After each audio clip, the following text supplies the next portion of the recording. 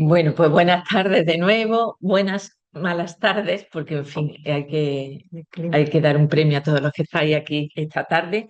Algunos se conectarán, se van a conectar por internet, por las redes, y comenzamos un ciclo hoy con Ligia para empezar a abordar todos los temas. Entrada, Carmen. No, no, ella que le habían a ella. Eh, un ciclo para abordar los temas geopolíticos. Ya el año pasado tuvimos algunas charlas sobre distintos temas, lo digo porque vamos a seguir. Y en este ciclo de geopolítica vamos a traer temas de actualidad desde un poquito también la vida de las personas, ¿no? A veces vemos la actualidad, vemos lo que está ocurriendo, nos despertamos cada día y este año nos despertamos cada día diciendo, puede superarse, puede superarse, puede superarse. Y se va como superando, vamos a ver si no se superan más, pero también todo esto afecta a la vida de las personas, ¿no? Y tratar de ver esa realidad desde lo que cada uno vive y siente es también un objetivo del ciclo de trabajo estratégico y política. Hoy tenemos con nosotros, tengo la suerte de tener con nosotros a Alicia Ibet Gómez, que es nicaragüense, eh, nacida, criada y vivida en Nicaragua, y que lleva ya, tiene una larga trayectoria de estar también con nosotros aquí en Córdoba. Voy a hablar un poquito de ella, pero realmente ella va a contar mucho, o sea que también veamos, ¿no? A ver, lo digo porque cuando uno plantea un currículum vitae y empieza a contar y dice, bueno, hizo esto, hizo lo otro, estuvo aquí, estuvo allá, muchas veces para demostrar que sabe sobre el tema de lo que va a hablar, ¿no? Pero Ligia va a hablar, sabe, sabe de lo que va a hablar, defiende aquello que va a hablar, pero sobre todo también es una persona que la vida le ha curtido. Y como un día te levantas y de repente tu vida cambia y cambia tu vida y cambió su vida y cambió su vida y la de su familia, que alguna parte de la familia está aquí presente y supongo que otra te verá por allí. Bueno, pues yo digo, Ligia nació en Nicaragua. Yo tuve la suerte de conocerla, Teresa y Manolo también, cuando empezó a haber intercambio entre TEA, ¿verdad? Y la Universidad Centroamericana de Managua. Ligia trabajaba allí, trabajaba en Isla Pam, como tantísima gente, como Tomás, pues empiezan a estudiar, a trabajar en la universidad para encontrar como una carrera profesional e ir desarrollando esa carrera. Y la desarrolló muy bien. Ligia la desarrolló muy bien. Se especializó en todo el tema de desarrollo rural, vino y tuvo una estancia aquí de 2 años junto con su esposo para hacer la tesis doctoral. eh, en el 2013 defiende la tesis doctoral, deja en aquel momento de trabajar también, pues, por lo lógico, los procesos, ¿no? Después de casi 20 años trabajando en la UCA, empieza a trabajar en el Banco Central de Nicaragua, en la gerencia de investigaciones económicas. Estamos hablando del año 2013. 2013. Y en el 2018, pues los acontecimientos de los que ya ella hablará le cambian completamente la vida, ¿no? Ha estado del 2018, que sale con toda la familia de Nicaragua, van a Estados Unidos. En Estados Unidos ha estado trabajando, ya dije, que de cualquier cosa, de En todo, Catholic Charity and pero ha estado Identity. trabajando en organizaciones de caridad y de ayuda a las personas migrantes. Y desde hace Dos 2 años, años ahora, en ahora, febrero en febrero, el 9 de este año, de este mes, de este mes febrero. de febrero, está aquí en España. Ella viene a hablarnos de toda esta situación, de lo que supone el exilio, de lo que supone el ser apátrida y de la situación en un país como Nicaragua. Gracias. Muchas gracias por estar aquí. Muchas gracias a las personas que nos estáis escuchando también o que nos escucharéis por las redes. Muchas gracias también por esta oportunidad de poder ir generando espacios también de conocer pues la realidad de otras personas que a lo mejor solamente por la conferencia dicen, uy, pues yo soy nicaragüense, estoy aquí, no lo conocía, quiero Sí. conocer. Muchas gracias. A ti, Mariluz.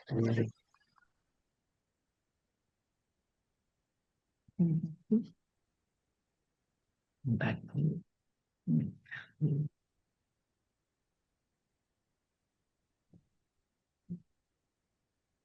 Eh, Control de diapositivas, se me han ido todas. Mostrar este. No, este no es este. Puedes trazar esa hacia arriba para poner Vente tú, Manolo, es que yo el Zoom no lo conozco. presentación. Ya me gustaría a mí, pero no lo sé. No aparece. Ah, Si vale. no, lo dejamos así, se mira. Puedo poner presentación con diapositivas. Si le pinchas lo Aquí. mismo te da el modo de presentación. No se dice. Ah, que te lo he dado yo. No, está bien ahí. No, no, pero es que ya no hemos ido para adelante. Ah, ya la terminamos. Ahora sí. Ya está. Bueno, un gusto estar con ustedes. Gracias por acompañarnos. A ustedes y también a los que están en línea que me están acompañando. Lo que vamos a discutir hoy, aparte de que es un tema que le toca a los nicaragüenses, pero también le toca a todo el mundo, a todas las personas, vamos a hablar de derechos humanos. Vamos a hablar de situaciones concretas donde la violencia institucionalizada, la represión política que se organiza desde un Estado afecta la vida y cambia la vida totalmente de miles de personas. Y en este caso podría decir de millones de personas porque nos ha cambiado la vida a todos los nicaragüenses. Para contextualizar un poco qué pasaba antes del 2018 en mi vida.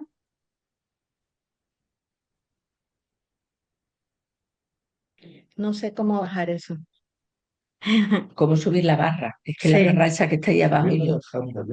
sí. No, esto de aquí. Esa barra y poner el orden. Esto es quitarla de ahí. No puedes subir y bajar. Está arriba. Sí, lo veo. Pero tapa ahí, mejor al lado, aquí al lado. Es que ya no sé yo cómo llevarlo al lado. Sí. Ajá, al lado. Vení. A ver si sabe Lo más Tomás, puede. porque yo sabía esto Porque de al lado sí pero se puede, pero aquí taparía mucho si la ponemos en no hay ese. manera. Ah, Aquí. No, casi no.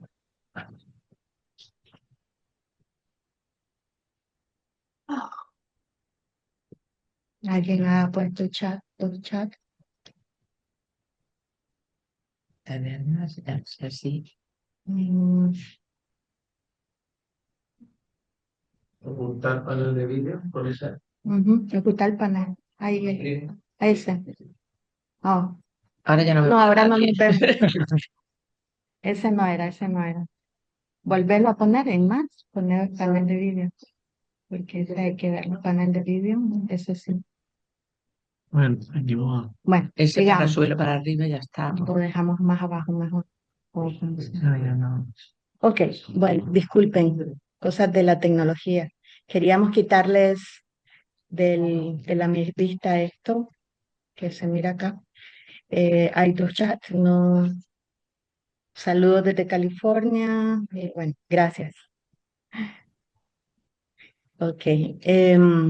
Entonces, en la vida que habíamos construido, como decía Mariluz, era una economista, funcionaria pública y académica desde el 1995 hasta digamos, hasta que me vine, porque aunque yo me fui al Banco Central, nunca dejé de estar vinculada a la Universidad Centroamericana, siempre seguí siendo docente de maestría y docente y colaboraba con ellos todo el tiempo, ¿no? Porque uno construye una relación permanente, ¿no? Con la institución.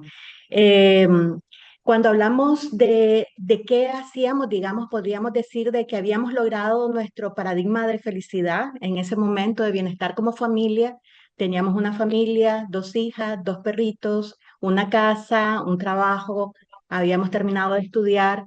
El Banco Central, por tener la señoriaje, que es el dinero que se queda entre la elaboración del billete y el billete, el valor real del billete, entonces esa diferencia le llaman señoriaje y eso permite que sea una institución diferente al resto de instituciones del Estado, de manera que tiene recursos propios y da becas a los hijos de buenos alumnos de todos los trabajadores. Entonces mis hijas podían estudiar en un colegio bilingüe.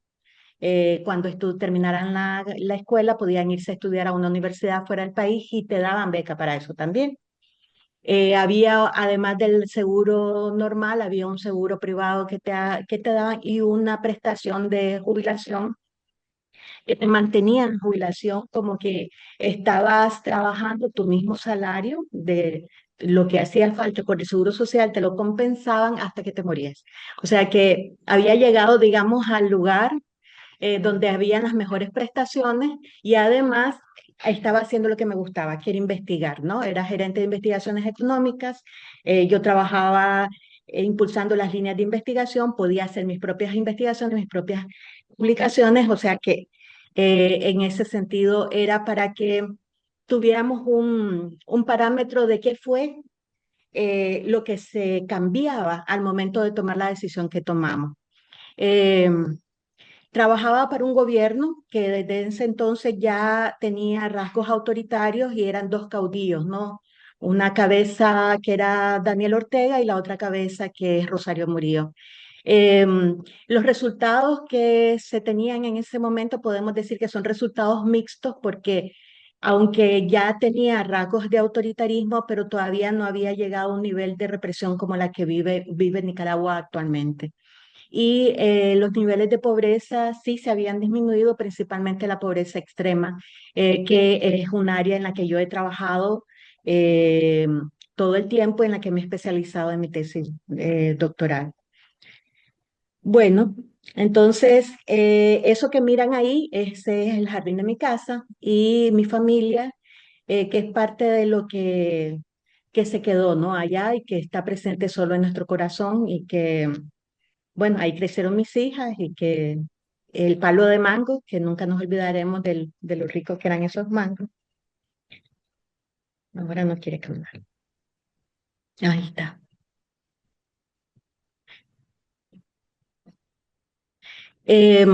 ¿Cuál es el punto que surge de la decisión? Es que en 2018, el 18 de abril, cambia todo en Nicaragua de un día para el otro, porque se hace una reforma a la seguridad social. Los ancianos salen en León y mandan a grupos de choque y los golpean. Entonces, los jóvenes miran a los ancianos en el piso, algunos con sangre, golpeados por otros jóvenes que había mandado el gobierno, y entonces los jóvenes empiezan a salir inmediatamente a la calle en todo el país. En los primeros lugares donde salieron fueron en Managua también. Yo por casualidad vivía en carretera Masaya y pasaba por el Camino de Oriente y en ese lugar estaba un grupo de jóvenes que iba con sus pancartas a protestar. Y yo los miré, eran como 15 jóvenes. Yo compré mis sorbetes, ellos estaban comiendo sorbetes y me fui para la casa. Llegando a la casa, o sea, cosa de minutos, cuando yo llego en la casa, pongo las noticias porque mis hijas saben que me gusta bastante estar informada y miro que los están golpeando.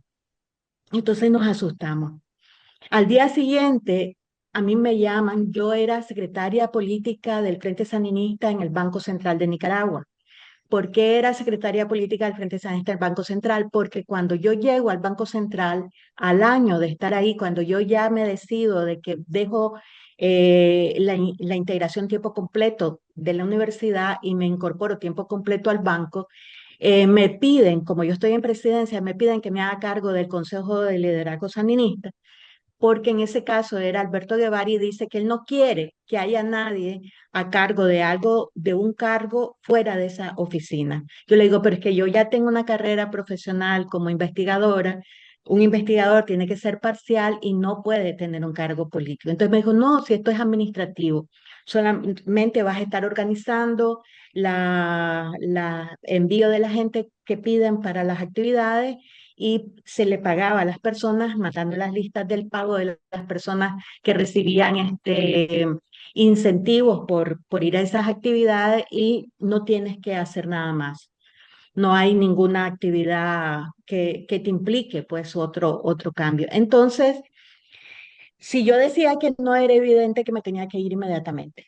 O sea, es que eso cuando te lo piden es que ya está decidido. O sea, los que somos nicaragüenses y estamos relacionados con Nicaragua sabemos cómo funciona eso. O sea, en la práctica me estaban cobrando el favor de haberme llevado al Banco Central. Entonces, bueno, empecé a trabajar como secretaria política y al poco tiempo quitan al presidente del Banco Central, ponen a Ovidio Reyes, yo aprovecho ese cambio y le digo que me quite, porque como él llega, que ponga a alguien de su confianza.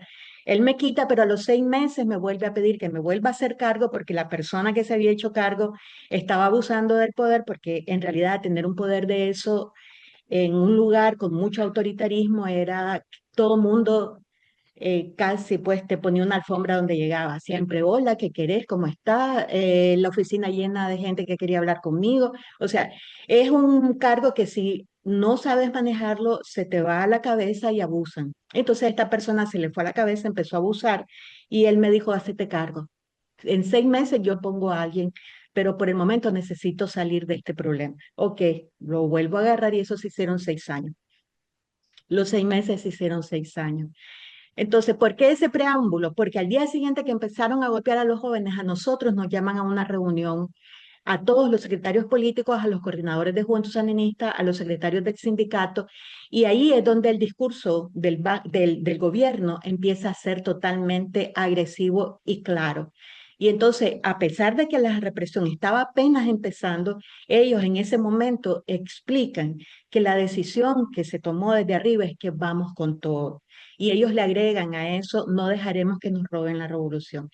Y de parte, inmediatamente después de eso, viene el uso de fuerza letal contra los manifestantes, escalada rápida de las muertes, de los golpes, de los presos. O sea, fue una decisión que vino desde arriba y en ese día entendí que el Estado había decidido cruzar el límite del humano, o sea que ya una manifestación pacífica como es la que yo miré, porque no me la contaron, yo estaba ahí, miré a los jóvenes, no tenían ni garrote ni nada, llegaron y lo garrotearon y lo golpearon, llegó gente con motos que eran gente, normalmente la coordinadora de la Juventud Sandinista me contó de que como ellos los de la juventud eran los que movilizaban a todas estas actividades, que esta gente que andaba en motos eran de repartidores del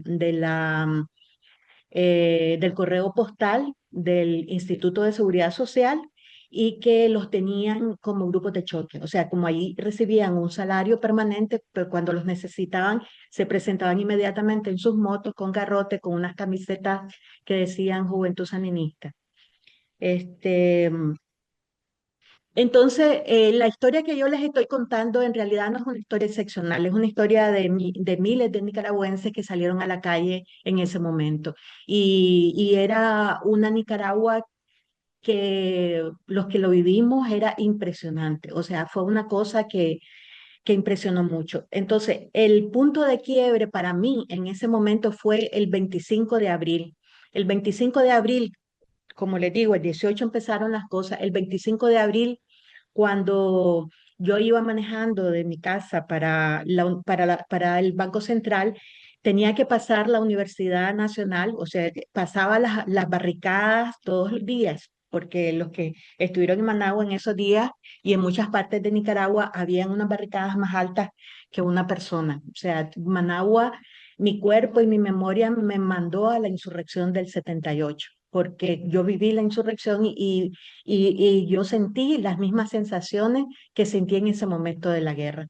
Entonces me llaman y me dicen, Ligia, tienes que mandar a los trabajadores del Banco Central en la noche a la rotonda Hugo Chávez a partir de las 6 de la tarde, que les toca hacer guardia. La guardia era de 24 horas en ese lugar. Había que estar cuidando de esa rotonda y mucho de la política de rotondear era porque de esa manera se mantenía una presencia de control de la ciudad. Nosotros dominamos la ciudad y por lo tanto estamos rotondeando físicamente, siempre nos está viendo la oposición. Esa era como la política.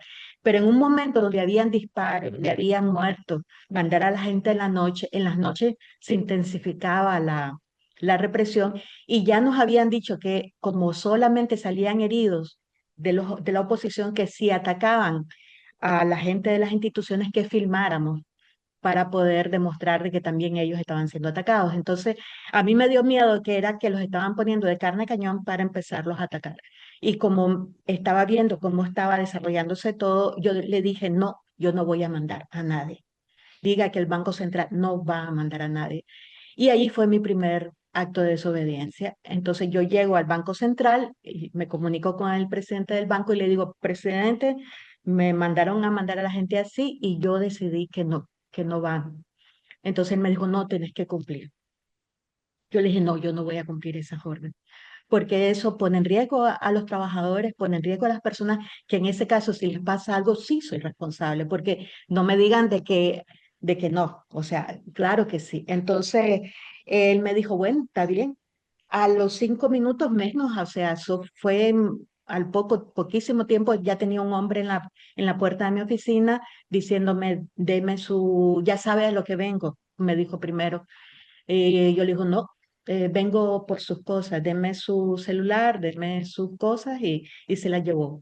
Entonces, para mí obedecer dejó de ser una opción, aunque sabía lo que venía porque sabía dónde estaba y con quiénes estaba. Actué conforme a los valores y la dignidad humana y mi fe, ¿no? O sea, en verdad,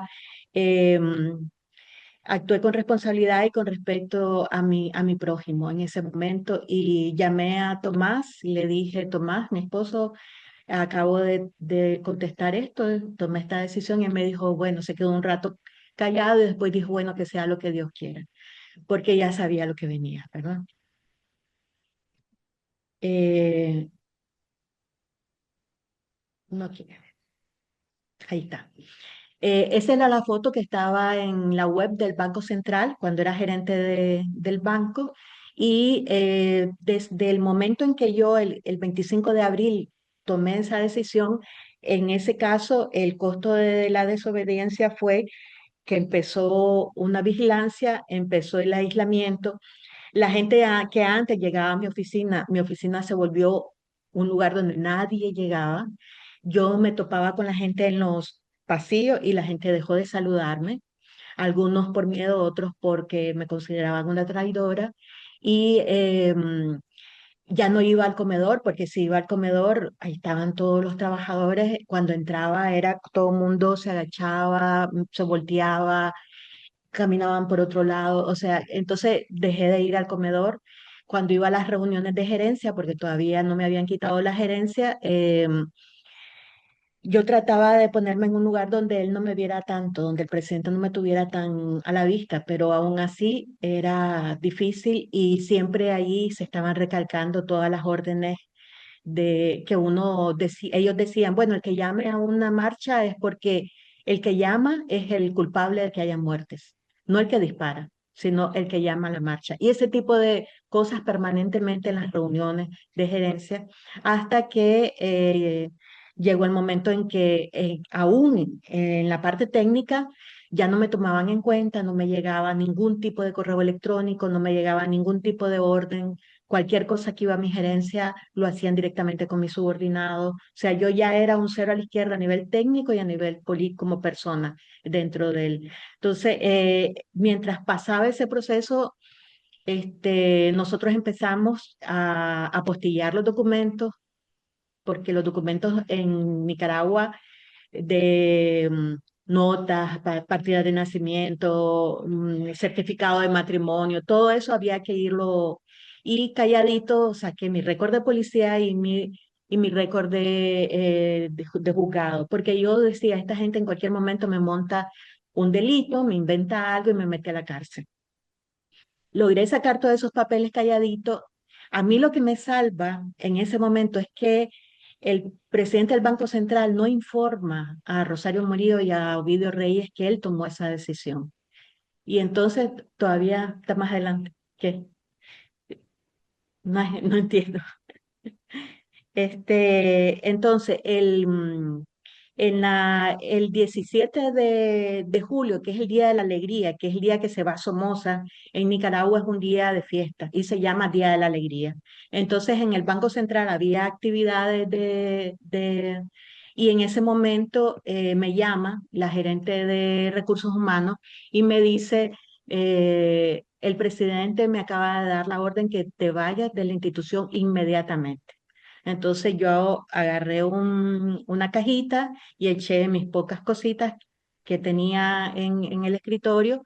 La gente que trabajaba más directamente conmigo llorando, dándome abrazos. Entonces yo me subí al vehículo y no, nunca más puse un pie en el Banco Central, ¿no? A partir de ahí, ya el proceso de intimidación cambió su forma, ¿no? Era de una manera distinta. Entonces, en lo que yo estoy viviendo esta situación, también Nicaragua está viviendo una organización de la represión jerárquicamente, o sea, se vuelve una maquinaria de represiva, a pesar de que se había llamado a un diálogo, ellos estaban organizándose para destruir militarmente a la gente. Entonces, hubo en todo este tiempo una movilización obligatoria de los funcionarios, pedían de que la gente tuviera control de determinadas zonas de Managua. Hubo todo un proceso de criminalización de los estudiantes, de los periodistas, de toda la oposición. Y estas son las cifras oficiales que ustedes tienen acá. Si pueden ver, hubo más de 355 muertos en pocos días, o sea, estamos hablando de días, no estamos hablando de años, sino que solamente en abril, mayo, junio hubo esta cantidad de muertos, 2.000 detenciones arbitrarias, que ya estamos hablando de 3.000 casi entre lo que entra y sale, porque el problema es que le llaman puerta giratoria porque sacan a unos y ponen, ahorita que Maduro fue capturado, a toda persona que puso algo en las redes sobre qué bien o cualquier cosa, los 60 fueron a traer a su casa por eso y los llevaron a la cárcel. Ahora, hace poco, ¿no? 450 personas fueron desnacionalizadas, entre ellas yo fui desnacionalizada también, perdón. A ver si. No es que hay Es que no sé dónde está lo de cerrar. No sé dónde está. Bueno, entonces, habían, han sido cerrados han sido cerrados todas las organizaciones de ONGs, han sido cerradas más de 5.000 ONGs y todos los medios de comunicación. En Nicaragua no existe prensa libre, solamente todos los, Sí. los periodistas están trabajando desde fuera de una manera que uno es, es, es, es impresionante cómo la gente.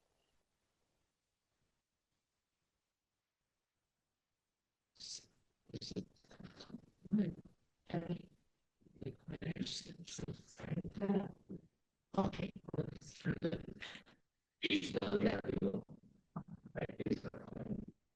No sé, quería ponerlo de forma que el poner con la bandera para ir para abajo. Bueno, el se han clausurado todas las universidades, 25 universidades, han quedado algunas universidades privadas, la mayoría de las privadas han sido cerradas, la Universidad Centroamericana en la que yo trabajé desde 1995 fue cerrada, todos los centros de investigación, adscritos a la universidad, todo fue cerrado, mucho de la producción se perdió, todo lo que estaba en el centro de biotecnología, todo lo que estaba en las publicaciones, todo lo que estaba en las páginas web, todo se perdió.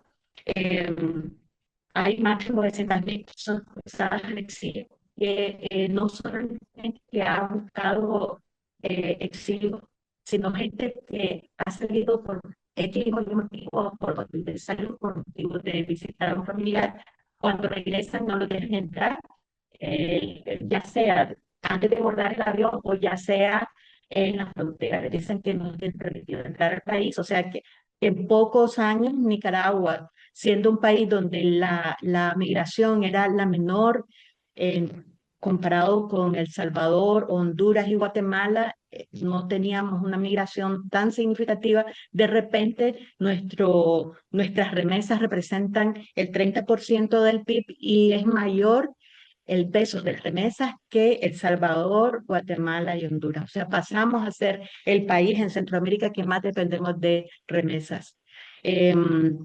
En este caso, además, ya las Naciones Unidas han declarado 54 funcionarios identificados con nombre y apellido como cometedores, perpetuadores de crímenes de lesa humanidad. Y hay más de 3.000 casos ya documentados de gente que les han negado los pasaportes, de manera que no solamente es a los que nos quitaron la nacionalidad, sino a las personas, por ejemplo, mis hijas son nicas, pero si ellas venían de Estados Unidos para acá, no tenían pasaporte nicaragüense porque se había vencido. Menos mal que el papá es salvadoreño y con un pasaporte salvadoreño lograron entrar acá. Si no, no se podían mover de Estados Unidos. Es parte de lo que le ha pasado a miles y miles de familias que están en esas condiciones, que no logran tener sus documentos para movilizar a sus hijos ni a sus familiares. Eh, en este caso, cuando yo tomo la decisión de denunciar, no, ahora sí, eh, ahí lo que dice, lo que tapa es callar también es tomar partido. O sea que yo salí el 12 de septiembre de 2018 de Estados Unidos a Estados Unidos. eh, No salimos antes porque en esa época de agosto es cuando los precios están elevadísimos y somos cuatro, no teníamos cómo pagar un pasaje para cuatro. Esperamos que los pasajes bajaran un poco y entonces en ese momento nos fuimos para Estados Unidos. Desde ese entonces pasamos a vivir 6 años en Estados Unidos en el exilio, pidiendo exilio. El 27 de septiembre, nosotros llegamos el 12, el 27 de septiembre había una audiencia sobre la crisis de derechos humanos en Nicaragua y yo tuve la oportunidad de presentar mi testimonio. O sea, me lo propusieron y otra persona podía haber dicho no, porque hay que cuidarse, ¿no? Para evitar llamar la atención. Pero yo dije, mi responsabilidad está en explicar todo lo que yo miré a primera persona, en primera persona, y fui la primera secretaria política y probablemente hasta el momento la única de los que estuvimos en esa reunión y denunció. Y yo estuve en persona cuando la orden era vamos con todo y se materializó a través de correos electrónicos que recibimos todos los secretarios políticos y que yo entregué también como prueba, ¿no? Entonces, hablé por la responsabilidad ciudadana, no desde la victimización, no para decir de que era una víctima del gobierno simplemente, sino para explicar que el tema del golpe de Estado suave que ellos explicaban no había sido lo que había sucedido en Nicaragua y de esa manera podíamos exigir en algún momento justicia. Em, Ahora, la llegada a España, estuvimos en Estados Unidos 6 años, pero no recibimos la protección solicitada. El sistema de asilo de Estados Unidos está prácticamente quebrado hace muchos, muchos años, a pesar de que teníamos todas las pruebas, las amenazas escritas, todo. Em, Nunca me llamaron a la entrevista de miedo creíble, que es el proceso. Nosotros entramos con visa de turista, como íbamos siempre a visitar a la familia, y fuimos a parar a Washington, D.C., porque ahí está la familia, bueno, Maryland, que está en la zona metropolitana, ¿no? Pegada a Washington, D.C. la familia de Tomás. Y por esa situación, debido a que el febrero de 2023 me quitan la nacionalidad, buscando seguridad y ciudadanía, venimos en febrero del 2024 para España. Ahora, ¿qué significa este nuevo empezar? No les voy a contar todo el empezar de Estados Unidos, donde a veces yo me sentía culpable por que mis hijas, después de tener una casa, de un momento al otro tenían que vivir en un sótano por un año y 7 meses, y después tenían que empezar de nuevo los estudios. Mi hija tuvo que empezar de cero de nuevo, para terminar el bachillerato, porque la regresan un año más. Este, lo que ha implicado, es un aprendizaje continuo, es un reinventarnos continuo, una adaptación continua. Y probablemente lo que nos ha mantenido, en pie mucho ha sido nuestra fe, el hecho de buscar comunidad donde hemos llegado. Este, mm, Hemos estado viviendo un día a la vez y reinventándonos y adaptándonos, construyendo redes nuevas, a pesar de que los amigos que yo miro como unos ángeles, ¿verdad? Como Mariluz y Manolo, nos han acompañado en todo, ¿verdad? Y otros que no voy a mencionar, pero que han estado ahí siempre, nunca nos han abandonado, la familia. Eh, esta, este reencontrarse en comunidad, en el sentido de instituciones como la institución teresiana, como la iglesia donde voy ahora, la parroquia, uno va volviendo a sentirse en sociedad, generar nuevas alternativas de medio de vida, debido a que en muchos años, por la situación, no podía ejercer la profesión de la que estudié. Retomar el autocuidado de la salud es algo que también, después de que uno vive tantos traumas y tanta situación, no solo en el caso mío, sino toda mi familia, mi hija que salió de los 7 años, mi hija que salió de los 16 años, mi esposo, todos hemos tenido que estar en una reconstrucción también frente al trauma que ha implicado dejar todo. Reafirmar nuestra dignidad y el sentido de vida es probablemente la tarea más difícil que también tiene uno, y no hablo solamente, en la vivencia que a nosotros nos ha tocado vivir, sino que todas las personas que nos han obligado a vivir esta situación. Cuando nos reencontramos, sabemos que estamos viviendo, hay situaciones muy parecidas y nos entendemos a veces solo con mirarnos, ¿no? Porque sabemos de que gracias, sabemos eh, que nos identificamos, ¿no? En esa situación. Ahora, ¿cuál es la Nicaragua de hoy? La Nicaragua de hoy, al 2026, es una Nicaragua que se ha empobrecido cada vez más. El 70% de la población, no logra comprar ni la canasta básica. Cuando hablamos de la canasta básica, estamos hablando de alimentos mínimos, nutrientes que necesita el cuerpo para poder funcionar. O sea que estamos hablando de un país que, además que se ha descapitalizado porque ha perdido muchos jóvenes, gente profesional que se ha tenido que ir y que empujaba como en el caso nuestro, por una Nicaragua diferente, porque salimos a estudiar para contribuir a que se desarrollara nuestro país. Eso, todo eso ha sido una pérdida constante en el país. La remesa se ha vuelto una política pública, debido a que el gobierno expulsa a su población e insiste para que la gente salga, aún en las peores condiciones, pero es la única manera en que les ha dejado de sobrevivir, cuando la poca gente que se ha podido quedar, porque ya no, hay gente que está muy enferma y aún así la meten a la cárcel. Cuando lo sacan, los hacen firmar cada 15 días, no es que salen libres y ya tienen una movilidad normal, y nadie les da trabajo. O sea, que el otro problema es ese: cuando ya te estigmatizan como un opositor, nadie, ni la empresa privada, te da trabajo porque tienen miedo de que lo relacionen con un opositor. Entonces, también te dan una muerte económica en ese sentido. El autoritarismo se ha consolidado, la represión se ha sistematizado y es coordinada, no es algo aislado. Ya está demostrado que hay crímenes de lesa humanidad, de manera que mi testimonio ya está, tipificado como una prueba yo autoricé y firmé para que sea una prueba ante cualquier juicio que haya a futuro por crímenes de lesa humanidad, de manera que a pesar de que existe siempre una posibilidad de daño, aún porque ahora hay represión extraterritorial. Hace poco acaban de asesinar a uno de la lista de los desnacionalizados conmigo en su casa, le pegaron 8 balazos. La violación continua. ¿Dónde estaba su casa?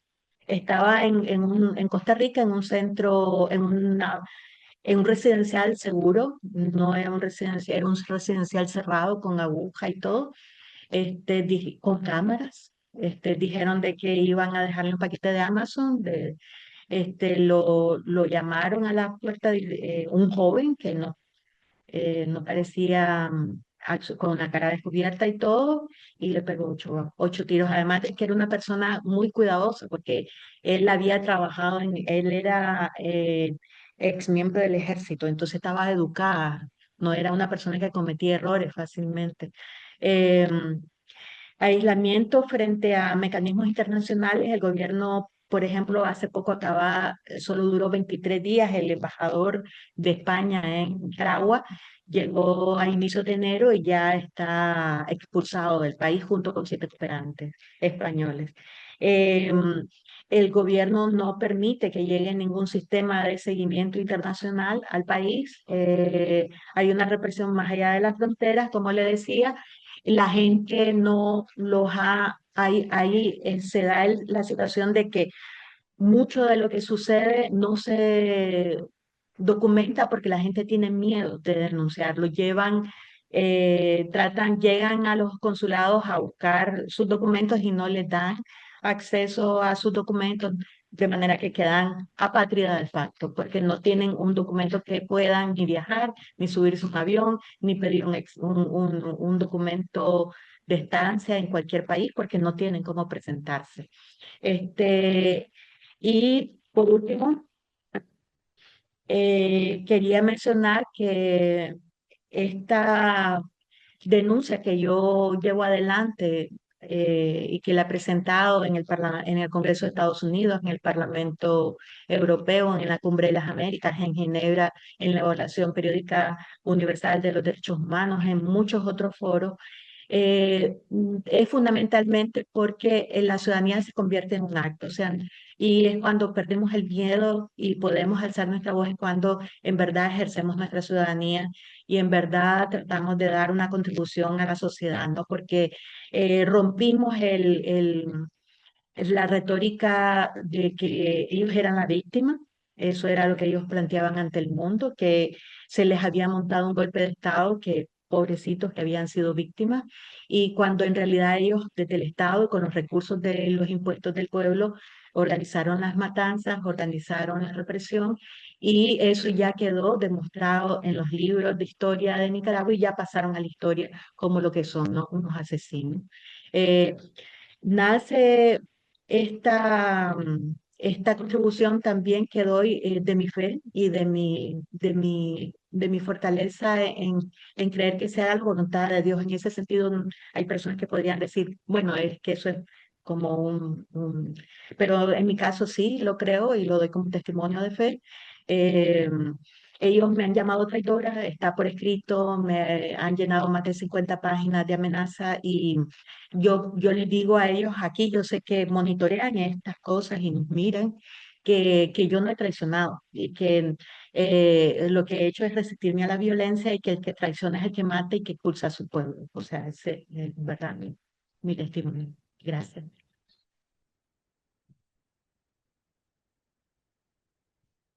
Sí, bueno, yo te iba a empezar haciendo una pregunta. Si te parece así, lo pongo así y así se ve si alguno exiliado en Argentina, ¿ves? No, que dice que no se puede ver nada. Pero bueno, Una pregunta. pues vamos a ver, de verdad. Soy Mohamed, exiliado en Argentina. Me gustaría saber El análisis que hace como economista sobre la deuda externa de Nicaragua y las implicaciones que conllevan los condicionamientos impuestos por los organismos internacionales, por ejemplo, el origen de la reforma a la seguridad social y las repercusiones profundas en la economía, aún más dependiente y menoscabada por el crecimiento de la deuda. Si tomamos varias preguntas y después. Se me da la pregunta. Eh, Yo te preguntaría también, ¿en qué situación está ahora mismo Nicaragua después de 6 años que salisteis vosotros y con una situación de impunidad y de normalizar a nivel mundial la represión y la falta de derechos humanos en todo lo que en muchos países miramos y del futuro que se le ve a todo Latinoamérica? Ujú. ¿No hay preguntas acá? ¿No? Yo creo que hasta la gente me pagaron un poco de No. pero que yo no estaba trabajando en Nicaragua y en la universidad y después en el trabajo, y se ha desaparecido, o sea, que no tuviera la editorial, bueno, para después negar una aplicación, no decir. Desaparecido. Se Desaparecido lo entera. robaron, me borraron totalmente. Conviene que repitáis la pregunta. Vale, sí. Me están preguntando que si quedó algo, el rastro de lo que ella ha sido, de donde ella trabajó, si tendrá derecho a una pensión en un futuro. Ujú. A lo mejor hay que decir Sí. que es ser apátrida. Sí. ¿No? Sí, diga, quería decir algo. Ajá, ¿no? Tomás, ¿no? No, también el resto de las familias se han afectado porque yo tampoco puedo recibir la pensión. Claro. Ujú. Bueno, sí, toda la familia sale afectada. Sí. Bueno, entonces, tengo hermanas. Ujú. Y eso que está pasando ahora. Y tengo, Hola, sí, adelante. bueno, mi nombre es Roberto David. No, un momento, es que están haciendo una pregunta en la sala. Ahora les repito la pregunta de la sala y luego le pregunto a usted. Es como dijo adelante, ok. Sí. Familia, trauma, está siendo afectada también Ujú. económicamente o social, políticamente, vamos, Ujú. estando ahí, Ujú. con esta denuncia que está haciendo pública de Ujú. hay mujeres que han sido amenazados por La pregunta que le están haciendo es si la familia que quedó en Nicaragua está siendo también represaliada de alguna manera, ¿no? Sí. Vale. Había, Y ahora ya si quieren, si hagan la pregunta y ya le dejamos contestar que tiene para otra aquí lo tengo conferencia. anotado. ¿Alguien iba a hablar? Diga. Hola, Sí. ¿me escucha? Sí. Bien, mi nombre es Roberto Dávila. La pregunta es que si usted cuando usted trabajaba en el banco, era miembro del partido, ¿sí o no? Sí. ¿Era miembro del partido usted cuando trabajaba en el banco? Y Sí. bien, y cuando dice que usted no ha traicionado, ¿significa que usted sigue siendo sandinista? Ajá, esa es la pregunta. ¿Sí? Esa es la pregunta. ¿Usted se Tu siente pregunta, sandinista porque dice que no ha sido, que usted no ha traicionado? Y entonces mi pregunta es que si usted sigue siendo sandinista. ajá, esa es la pregunta. Ok, ya la anoté. Yo le contesto cuando conteste todas las preguntas. Vale, ¿Alguien gracias. más? Ya está, ya tenemos todo. Bueno, vamos a empezar entonces. Bueno, la primera pregunta que hizo Mariluz sobre la situación actual de impunidad y normalización. La verdad es que lo que existen son estrategias para sobrevivir en una situación de represión y de contracción económica, en el sentido de que lo que ha hecho que el país sobreviva por el momento son las remesas.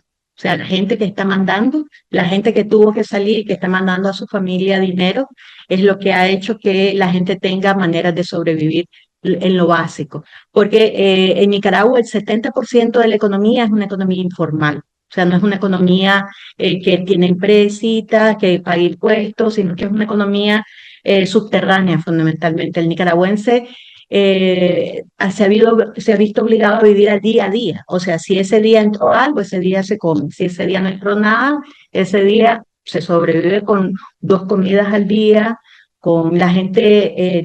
Sus estrategias son comer a las 10 de la mañana y después a media tarde para poder aguantar.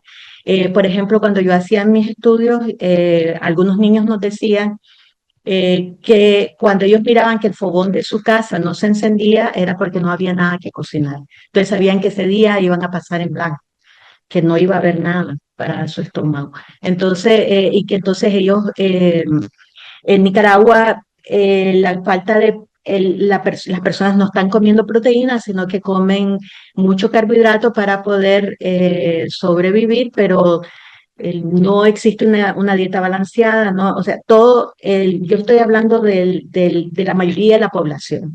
Existe una cantidad de población mínima que ya sea porque está trabajando en el Estado, o ya sea porque está siendo favorecida por empresas ligadas al régimen, tienen ingresos y están bien en ese sentido porque tienen su posibilidad de tener su sus ingresos, ¿no? En ese sentido, piensan de que si se va el régimen, ellos quedan en el aire y no lograrían conseguir.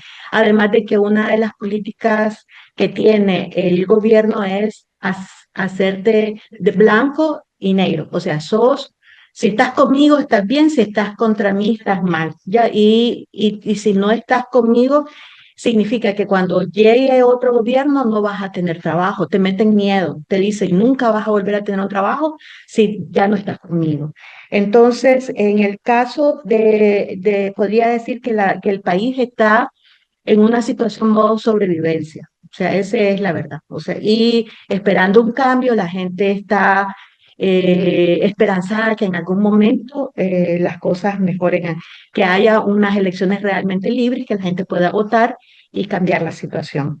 La pregunta sobre la deuda externa, en Nicaragua ha habido un crecimiento exponencial de la deuda externa.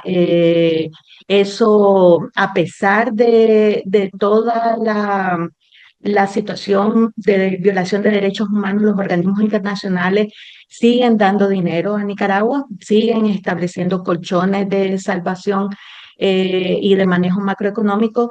Eh, Ellos plantean, los técnicos, cuando yo estaba en el Banco Central, yo participaba en las reuniones con el FMI, con el Banco Mundial, participaba con las reuniones técnicas y los técnicos, en efecto, tienen un enfoque de reducción de gastos del gasto público hacia salud, hacia seguridad social, y sí fue uno de los elementos que el Fondo Monetario y los técnicos que llegaban mencionaban de que el fondo, la seguridad social no era sostenible, que había que empezar a reducir los gastos de seguridad social, y por eso fue que también se dieron algunas reformas bien fuertes porque no lo iban además de que la seguridad social se ha tomado como una caja chica para fácilmente dar préstamos a allegados al gobierno que después nunca son reembolsados. O sea, han habido muchas anomalías en ese sentido, pero también podemos decir este, de que el tema que hablaba el colega de Argentina es muy serio y en realidad es algo que vale la pena estudiarlo con más detenimiento, porque sí, ya en la práctica Nicaragua fue uno de los países que recibió alivio de deuda hace muchos años, y a como vamos, si no va a haber un alivio de deuda futuro, no va a poder pagar tampoco.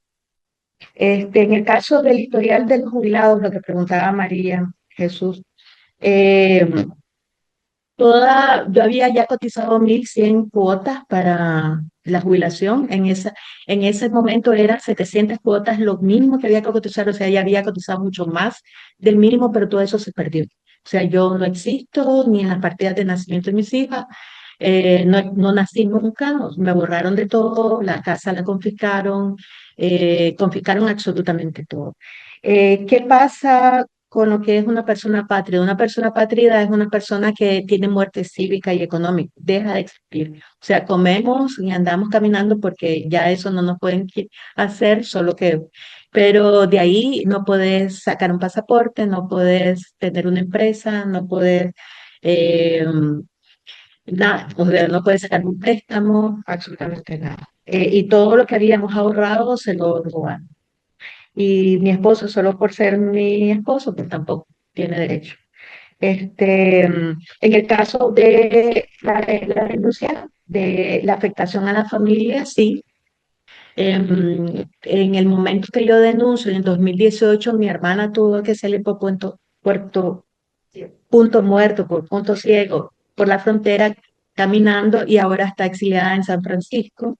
El hijo de ella, que también lo tuvieron preso, que por llevar agua a unas madres que estaban protestando en una iglesia porque tenían preso a sus hijos. También está exiliado en México.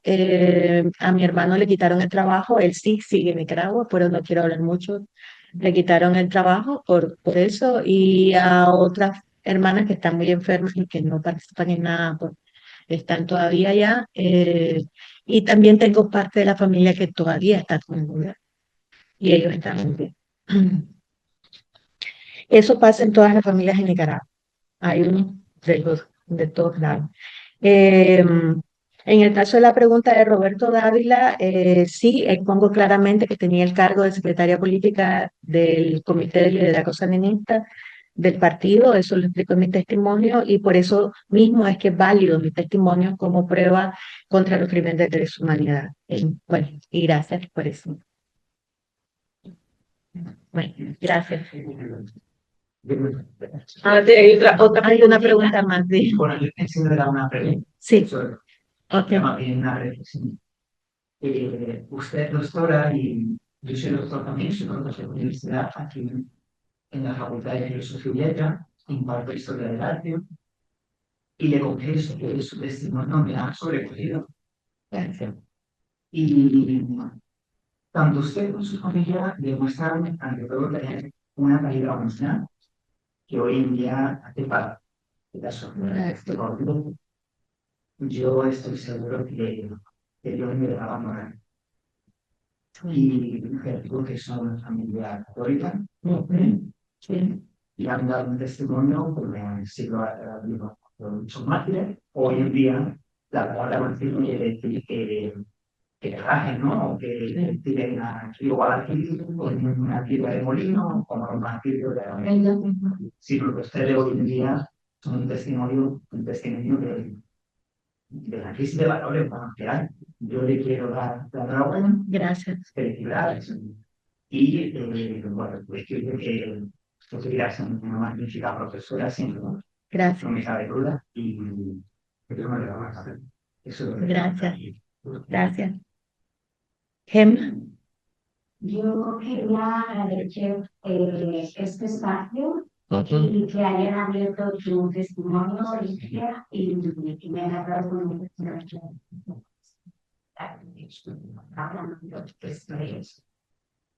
pero agradecer el espacio que están dando aquí de la organización para que se vuelva a hablar, entonces intentaremos, porque no importa, no sé, son muchas cosas que se han hecho,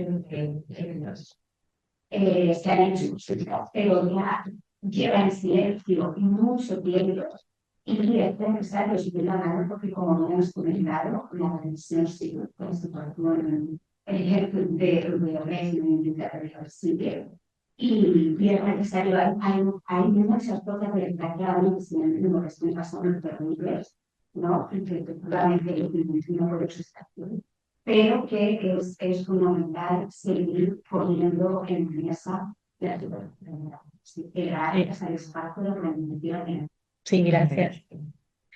Hay dos preguntas que voy a contestar del público. Una sobre el exilio, sugerencia a las miles de familias que están en el exilio, circuladas por el exilio. ¿Cuál sería? Sería no perder la esperanza, contactarse con sus compatriotas, abrirse a las redes de la sociedad de acogida. A veces cuando llegamos con tanto trauma, creemos de que las otras personas no nos van a acoger con todo lo que hemos vivido, pero la experiencia que yo he tenido ha sido totalmente diferente. Se pasan tropiezos, pero lo más importante es, si uno confía en la fortaleza que uno tiene, las cosas van a salir. Así que a buscar esas redes, a hacerse redes En el caso de Roberto, que pregunta nuevamente el asunto de Sandinista, le podría decir de que en Nicaragua se usa mucho los términos de sandinismo, derecha, izquierda, pero en este caso yo estoy hablando de testimonios de defensa de derechos humanos, no ideológico. ¿Por qué? Porque en este momento eso es lo que va a reconstruir mi país. No poner el país en términos de ideologías tradicionales, partidistas, porque eso es lo que nos ha llevado a destruir lo poco que habíamos logrado construir, y que entonces yo lo invito a él y invito a cualquier persona de que piense en términos de derechos humanos.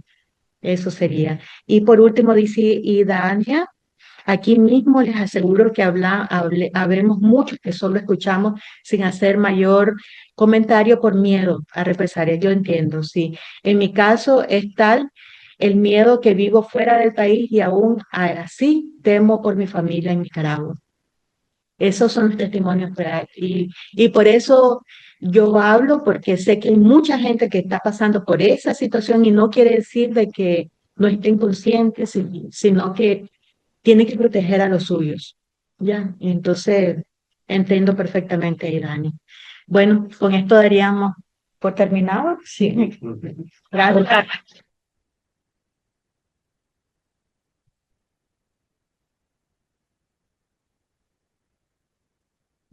Bueno, pues muchísimas gracias. Vamos a terminar aquí la grabación.